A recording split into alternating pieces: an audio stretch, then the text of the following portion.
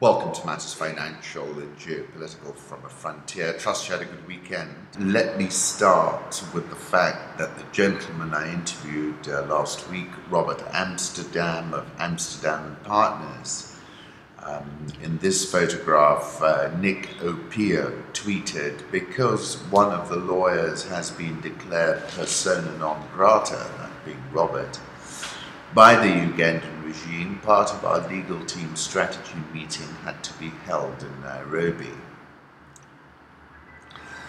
Defending rights is a huge cost we must all pay.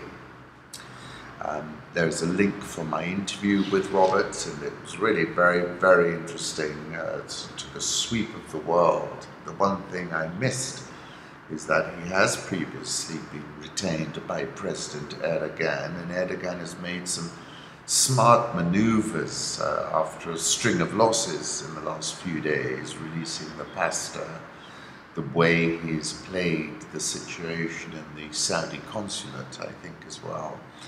And I kind of speculated whether he's boomeranged the Qatar trade back on the Saudis, if you look at the equity market movement and the CDS. But have a listen to the interview. It covers so many things: Putin, Xi Jinping, the trade wars in particular.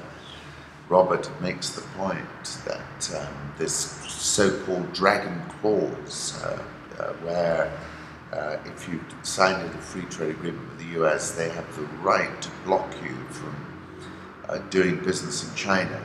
Very interesting strategy, quite surgical. And in this photograph, you see Robert with his client, Bobby Wine. He's said to discuss Uganda's politically motivated treason charges. Very, very interesting gentleman, well worth listening to. Macro thought: steadfast and glorious, demise is the outcome of these weak endeavors, so says the Ministry of Foreign Affairs in Saudi Arabia. Brent and WTI crude oil opened 1.5% higher after the Saudi threats, as you'd expect. Let's see if that can hold on, but certainly it speaks to a geopolitically finely balanced situation. Saudi Arabia's stock exchange during its last 3 trading days down almost 9%. Home thoughts: I was going back in the Uber and he was playing this, "If It Makes You Happy" by Sheryl, and then I couldn't get it out of my head. Sir Martin Rees, whom I've touched on before for his extraordinary book, Just 6 Numbers, Shape the Deep Universe, was interviewed in the Financial Times, and he says he sees our planet as spaceship Earth, hurtling through the void, its passengers anxious and fractious. That took me to Marshall McLuhan: there are no passengers on spaceship Earth, we are all crew. And that took me back to his marvelous book, Just 6 Numbers.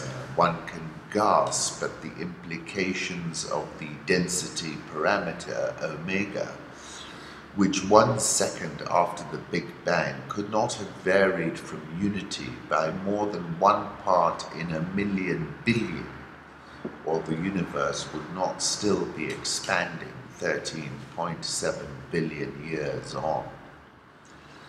One can marvel at the balance between nuclear forces and astoundingly feeble but ultimately inexorable power of gravity, giving us n, a huge number involving 36 zeros, and nod gratefully each time one is told that were gravity not almost exactly 1036 times weaker, then we wouldn't be here. Einstein's supposed biggest blunder, the cosmological constant A for lambda, is a number not only smaller than first expected, it is a number so small that the puzzle is that it is not 0. Just 6 numbers, deep forces that shape the universe. It is a number so small that the puzzle is that it is not zero, but this weakest and most mysterious of forces, think of a value with 120 zeros after the decimal point, seems to dictate the whole future of the universe. Think of a value with 120 zeros after the decimal point. Were it much stronger, there might be no galaxies to accelerate anywhere. He says corporate and governmental short-termism and self-interest are the enemies of the planet, he declares, and so is a public which is still in denial. Western eating habits are destined to approach tipping points before the half-century. He cites 1,500 liters of water to grow 1 kilogram of wheat, but 10 times as much water and 20 times as much energy to provide a kilogram of beef. This is a spectacular photograph, another shot of a sunset elephant on the 12,000 hectare Kitirua Conservancy near the Tortoise camp. Then I went to A.A. Milne. Piglet was sitting on the ground at the door of his house, blowing happily at a dandelion and wondering whether it would be this year, next year, sometime, or never. He discovered that it would be never, and then tried to remember what it was. This is a view of a prickly pear in the Milky Way in the sky over the Tatacoa Desert in the department of Huila, Colombia. AFP photo. My piece over the weekend is called War is Coming. I recall President Obama describing the presidency thus. He said it was like being a train driver. The rails are laid and the direction set, and the president can speed up or slow down, but nothing more.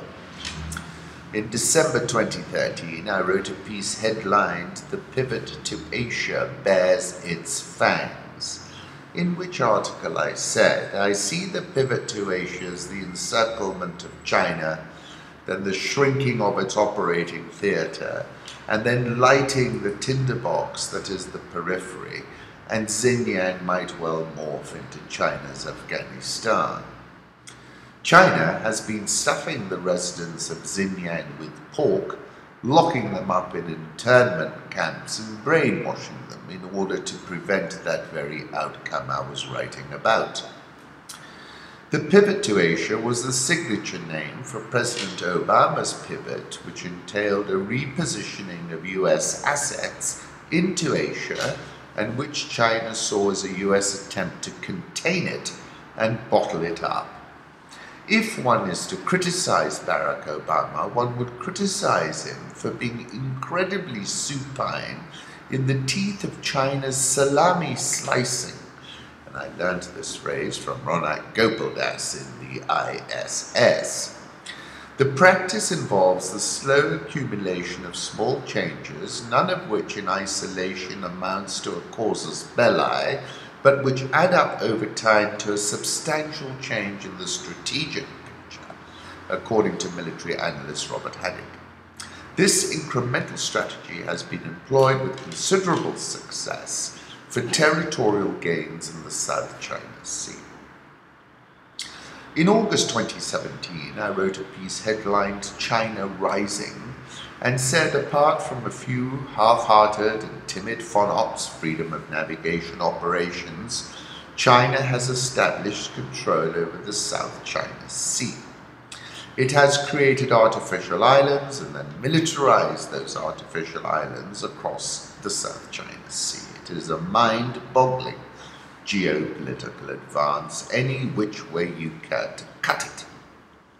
By March 2018, in a Shakespeare-level moment of hubris, Xinhua pronounced this historical announcement. The Central Committee of the Communist Party of China proposed to remove the expression that the President and Vice President of the People's Republic of China shall serve no more than 2 consecutive terms from the country's constitution.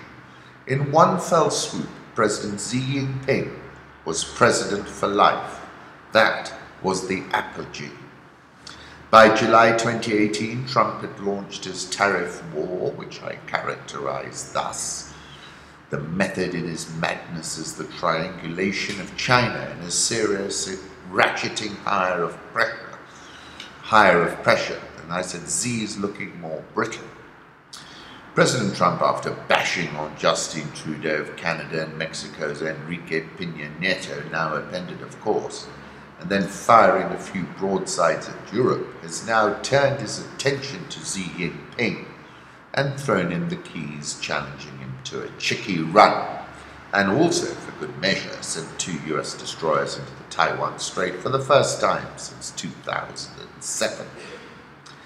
It has now turned out that for all the Trump bluster, when it comes to trade, the likes of the US Trade Representative Robert Lighthizer and Peter Navarro, head of a trade policy shop in the White House, have been operating with surgical precision, and now have introduced an anti-dragon clause which prevents any country with a free trade agreement with the US from seeking free trade with non-market economies, China, without American consent. The so-called anti-dragon clause, which prevents any country with a free trade agreement with the US from seeking free trade with non-market economies, is designed by Washington's trade hawks as a template for future negotiations with key economies such as the EU, the UK and Japan, and as a weapon to isolate China. Chinese leaders can be forgiven for seething about this declaration of economic warfare. That's from Asian Nikkei. I've said severally that Trump, who remains a linguistic warfare specialist, has proven a skilled, coercive, sanctioned warfare specialist. Trump's aggressive, coercive foreign economic policy is the signature success of this administration. It is highly effective. Look at Venezuela to see its most extreme output. Iran is in a similar bind. China is in retreat, notwithstanding some bravura talk. Trump can keep it up. It's working a treat, I told Sputnik last month. On trade, Trump is disrupting the Chinese supply chain bigly. This is the point. The FD said the Trump administration's new strategic thrust is more aspirational than operational. But its tariffs on $250 billion worth of Chinese imports, tightening of rules on Chinese investments in the US, screening of supply chains for national security vulnerabilities, and the boost of military spending by $82 billion are indicators of what is to come. I think the FD is mistaken in its characterization that it is more aspirational than operational. I think the point is, we're seeing it's highly operational. In geopolitical terms, Vice President Pence set out the administration's stall in a speech at the Hudson Institute. SCMP News said Vice President Pence's speech at the Hudson Institute on October 4 was an era-defining statement in the history of diplomacy between the United States and China. It declared a fundamental US policy shift and set a new course for the relationship between the world's 2 largest economies. Something not seen since US President Richard Nixon stripped China in 1972. Historians might wish to compare Pence's 45-minute policy statement with such historic episodes as George Kennan's 8,000-word telegram in 1946, Winston Churchill's Iron Curtain speech of 1946, and Harry Truman's Truman Doctrine address to Congress in 1947, all of which unpinned the West's Cold War policy of containment toward the communist bloc led by the then Soviet Union. The importance of the speech cannot be gainsaid. This geopolitical contest will likely escalate dangerously. Powerful forces on both sides are driving the world's 2 strongest countries towards fully fledged confrontation. That writer who said that is the Douglas Dillon Professor of Government at the Harvard Kennedy School and author of Destined for War. As a candidate, Trump complained that China was raping America. After months of smaller steps, his administration has now pledged to fight back hard on all fronts and win. The US military is reportedly planning to send US warships, combat aircraft and troops through the South China Sea, Taiwan Strait, and other contested waterways next month in a series of exercises designed to send a message to Beijing in November. The incident with the USS Decatur, where a Chinese warship came within 45 yards of the USS Decatur in the South China Sea, is surely a precursor. B-52s are buzzing China practically daily. Greg de Sheryl responded thus to a question I posed about how best to position oneself in the context of the financial markets. I am frankly concerned well beyond sketching out market positioning, but to your point, one might start with shying away from names that too robustly rely on heavily commingled trans-Pacific supply chains and the like. Let's start with gold, which popped last week to close at 12.18.15. It's higher again. The purest geopolitical proxy in the markets is gold. As Ben Bernanke once said, people hold gold as protection against what we call tail risks, really bad outcomes. I like the dollar, and every time I hear another fellow talking about the demise of the dollar with that 3 a.m. Ministry of Sound circa the 1990s look in their eye, I want to buy more. The yen also started strengthening. I'm keen to buy the China EM negative feedback contagion loop, which means shorting ZAR into this. Titum Bueni Bounce. I have a high regard for this man, but many of you might have forgotten what happened the day he was appointed the central bank governor. Quite an interesting development that day. Equities will stay under pressure and wobble last week. With respect to commodities, I think it's best we sell that as well, ex-oil and precious metals. Crude oil is battling a very precarious geopolitical situation, with the biggest supplier of crude oil to the world markets, the Kingdom of Saudi Arabia, signaling loud and clear that its wannabe king is simply not tenable. He was already unconscionable, I know. If you really absolutely must hold some EM exposure, then you should look at the Turkish lira, where it seems maybe, just maybe, President Erdogan has sharpened his skills and flipped the control the yield curve decide the future trade on its head, and boomeranged it with the release of Pastor Brunson and leveraging the extraordinary events in the Saudi consulate in Istanbul. I was referring to an article in SCNP News, Fighting Talk. It's Washington versus Beijing after the US. In this, they said that the speech marked a fundamental change in US policy since Nixon. Engagement with China to strategy of disengagement or containment is championed by anti-communist hawks such as Churchill, Truman, McCarthy, and Kennan decades ago. The so-called anti-dragon clause, which prevents any country with a free trade agreement with the US from seeking free trade with non-market economies, China obviously. Any hope that this is Asia Nikkei, any hope that the US and China will hit pause in their rapidly deteriorating ties was dashed by the rare open display of mutual antipathy during Mike Pompeo's brief visit to Beijing, the shortest on record by an American Secretary of State. Instead of patching up a relationship in free fall, the occasion turned into an acrimonious exchange of accusations. Chinese leaders must also have been angered by the new NAFTA agreement, officially the US-Mexico-Canada Agreement, or USMCA, signed on September 30. At Washington's insistence, it effectively gives the US a veto over future free deals Canada and Mexico may want to reach with China. Clearly, the geopolitical costs will likely escalate. Dangerously powerful forces on both sides are driving the world's two strongest countries towards fully fledged confrontation.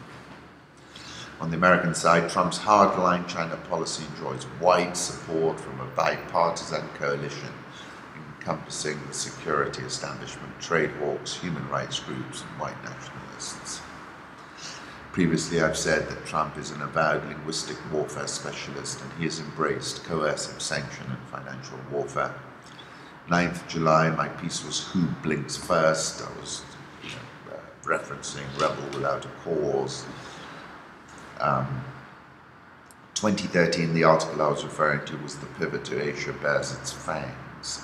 The US is hunkering down for new Cold War with China. This is the Financial Times. As a candidate, Trump complained that China was raping America. After months of smaller steps, his administration is now pledged to fight back hard on all fronts and win.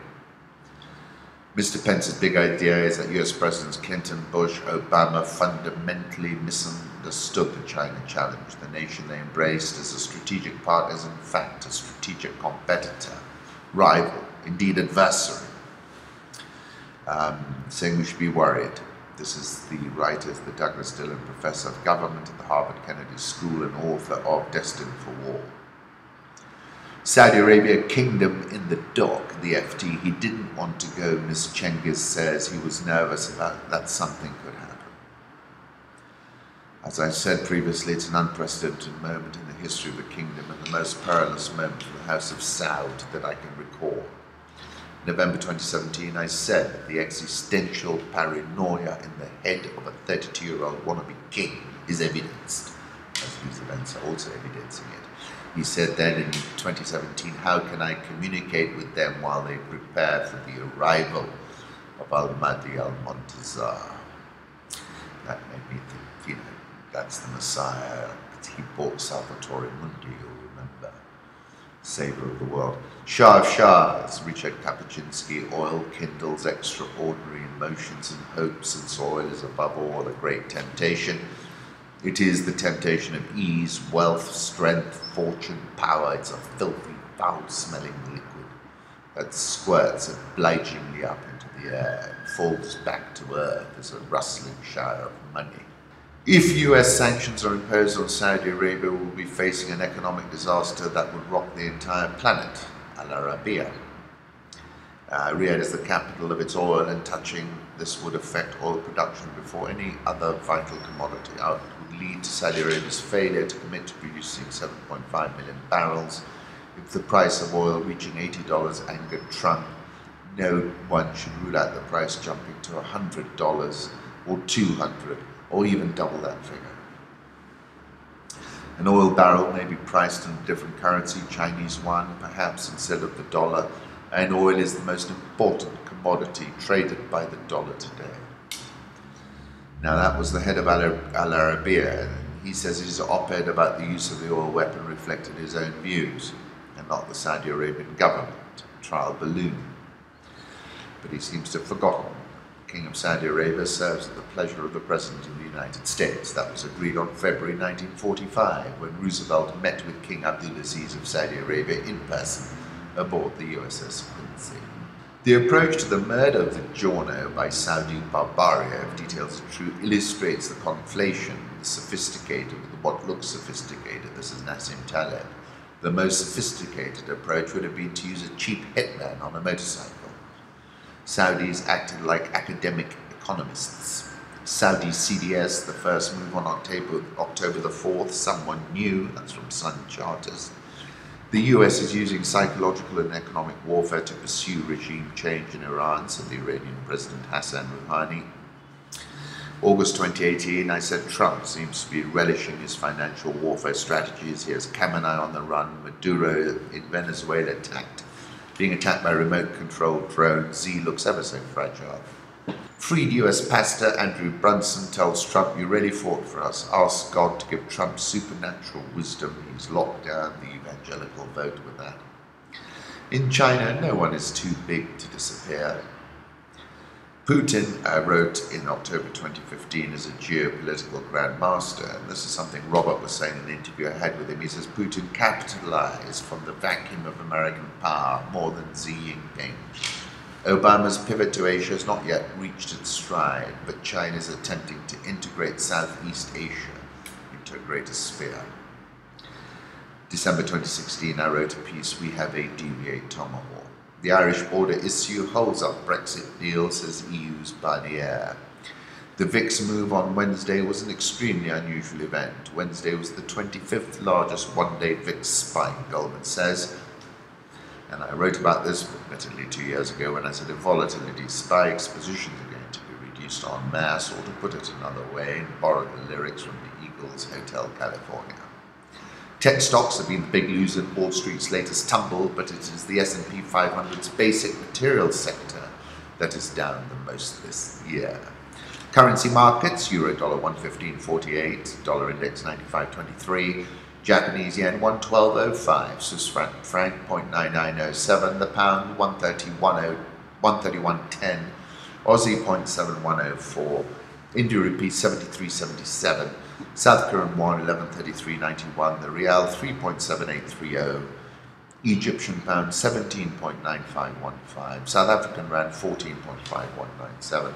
Dollar index chart from Adam Mancini. We're still churning around in this area between 93.75 and 96 and change. I remain of the king dollar view. Why is the euro not trading at parity with the dollar? Ask JS Blockland, something I'm asking as well. Euro 115.48, I still think it's going to parity. Dollar yen, that's the yen's been strengthening, 112.05. Sun Chartist is calling it an evening star and talking about 110.70. Short sellers have been having the time of the year. The Thomson Reuters most shorted stock index has dropped 19% since September. Last thing I remember, I was running for the door. I had to find the passage back to the place I was before. July 2020 is going to be lit, says G-Girl. And look at what she's taken an image of. Commodity markets, gold 12.22.35, so firming up again. Crude oil up, WTI around the $72 level. Saudi CDS, the first move on October the 4th, someone new, says Sun Chartist.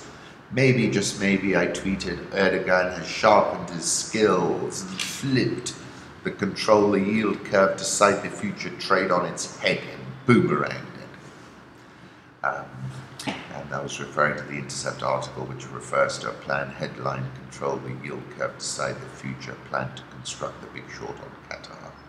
Saudi Arabia's stock exchange plunged, 10% drop in 2 days, but recovered a little bit.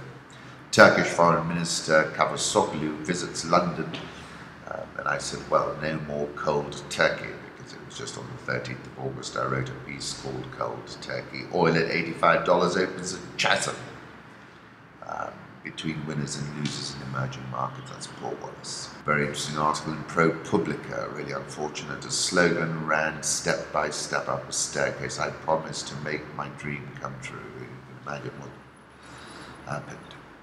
The bottom billion, their predicament is invidious, says Sir Martin Rees. They have mobile phones, social media, but no proper toilets and clean water. So these same technologies mean that those in deprived parts of the world are aware of what they are missing. Nathuli Q met with the CEO of the Commonwealth Development Corporation, but his challenge remains. He says, I don't want to argue with the market, and essentially the tremendous problems around the value of the Zola. This is this fictitious currency that Zimbabwe has created. And essentially everyone's going to be wiped out. Bonds last week, bond notes were worth as little as 20 cents on the dollar. They should be worth zero. Then he made a big curveball saying that, you know, Dr. Benedict Aroma, the Brexit Bank, was going to underwrite the difference. I can't believe it would. And this quote caught my attention from Tendai Bitty. You can rig an election, but you cannot rig an economy. And therefore, that's why I wrote one domino that has suddenly tipped over Zimbabwe. And the issue is this, there are 9.3 billion of Zolas in banks compared to $200 million in reserves, right? The chaotic autumn of an African patriarch, Cameroon, is the great unspoken African tragedy they're making. Its president, Paul Biya, has been in power since 1982. If ever a country needed a presidential term limits, it is this one, says the FT.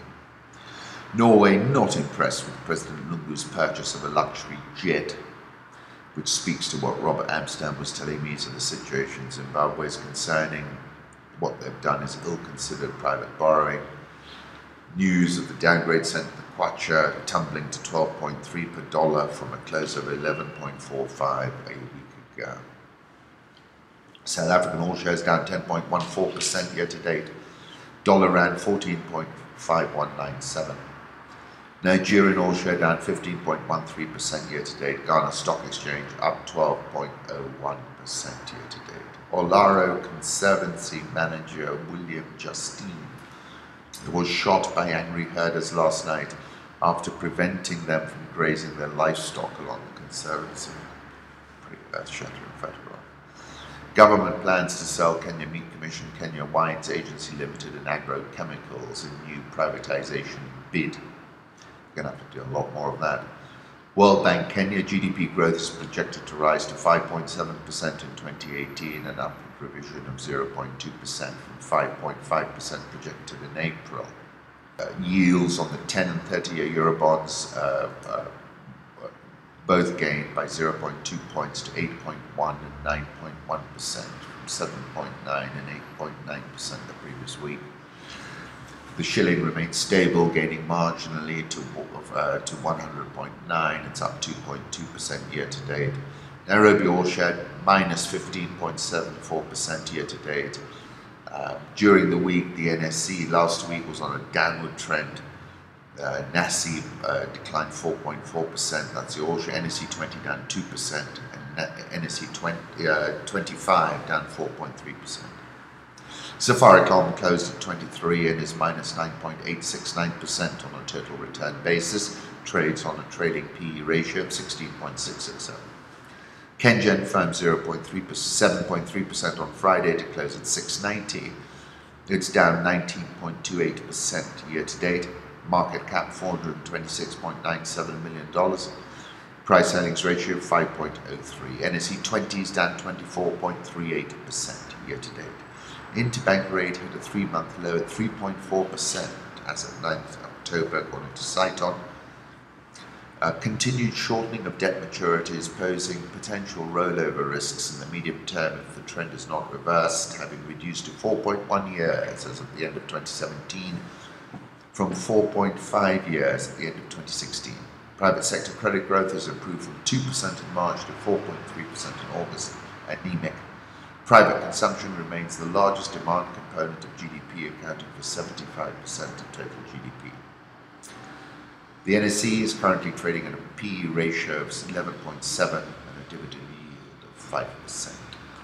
Wishing you a fabulous week.